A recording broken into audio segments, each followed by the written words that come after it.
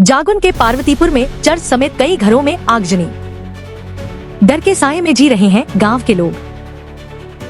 এই বুইজনী শুই থাকোতে ৰাতি ঘৰটো জ্বলিছে মানে বুইজনী হাড় পায় যেনে তেনে বাচিছে। तिनसुकिया जिले के अंतर्गत जागुन के 10 माइल स्थित पार्वतीपुर मिलनपुर गांव में इन दिनों दहशत का माहौल बना हुआ है। बदमाशों की बढ़ती गतिविधियों के कारण गांव के लोग रात रात भर जागकर पहरा देने को मजबूर हो गए हैं। जानकारी के अनुसार बीते 17 जनवरी की आधी रात को गांव में हाल ही में स्थापित स्पिरिट ट्रुथ चर्च में कुछ अज्ञात बदमाशों ने आग लगा दी और मौके से फरार हो गए।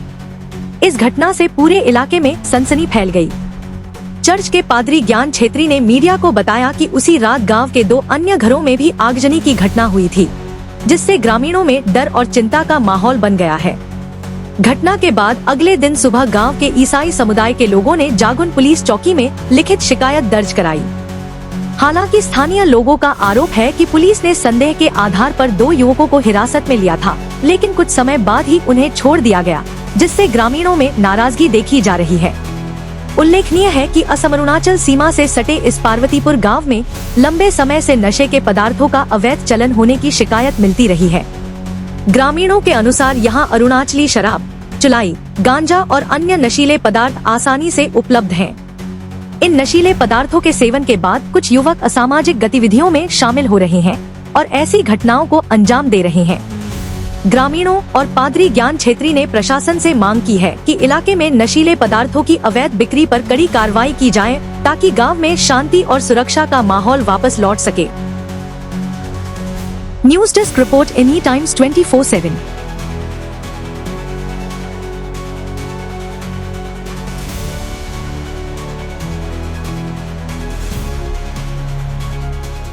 আমাৰ ইয়াত মানে কি চাৰ্জটো জ্বলিছে, চাৰ্জটোৰ লগতে এইটো ওচৰত থকা ঘৰটো জ্বলিছে। একে ৰাতিতে দুটা জ্বলিছে, চাৰ্জ আৰু ঘৰটো। তাৰ কেইদিনমানৰ পিছত এইফালে আৰু এটা ঘৰ জ্বলিছে আৰু তৃতীয়তে এই বুইজনী শুই থাকোঁতে ৰাতি ঘৰটো জ্বলিছে মানে বুইজনী হাড় পায় যেনে তেনে বাচিছে।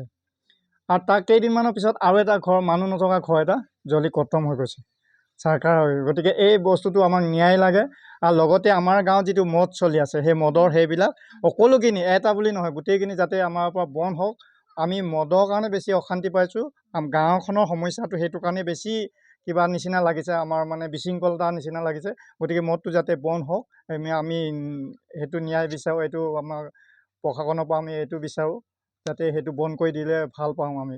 সেইটো আমি সন্দেহটো কি কাকো ধৰিব পৰা নাই এতিয়ালৈকে বাৰু, কিন্তু বাহিৰৰ মানুহ থাকিলেও গাঁৱৰ যে কোনোবা এটা থাকিব, কোনোবা 2জন হ'লেও থাকিব, সেইটো আমাৰ ছাছপেক্ট আছে। গাঁৱৰ মানুহ কোনোবা থাকিব লাগিব। এইটো সমান কি ক'ব এতিয়া, চকীকেইখন আছিলে যে চকীকেইখন উলিয়াই লৈ ঘৰটো জ্বলাই, এই চাৰ্জটো জ্বলাই দিছে। যে সেইটো অলপ মানে কিবা কিবি খোৱা মানুহে হ'ব লাগিব, তেনেকুৱা অলপ ছাছপেক্ট আছে। ডেকা যুৱচামে হ'ব নেকি বুলি ভাবিছোঁ আমি, সন্দেহটো তেনেকুৱাই লাগিছে। চৰকাৰক মানে সেই আমাক ন্যায়টো দিব লাগে, তেনেকুৱা যাতে পুনৰবাৰ আমি হৈ থাকোঁতে বা একো তেনেকুৱা ধৰণৰ বিপদৰ পৰা মুক্ত হ'ব, যাতে থাকিব পাৰোঁ। ক'ৰবাত গ'লেও যে আমাৰ চিন্তা হ'ব নালাগে যে আমাৰ ঘৰটো আজি জ্বলিব নেকি, বা আমাৰ আজি হৈ থাকোঁতে কাৰোবাৰ ঘৰ জ্বলিব নেকি, বা আমাৰ ঘৰ জ্বলাই দিব নেকি কোনোবাই।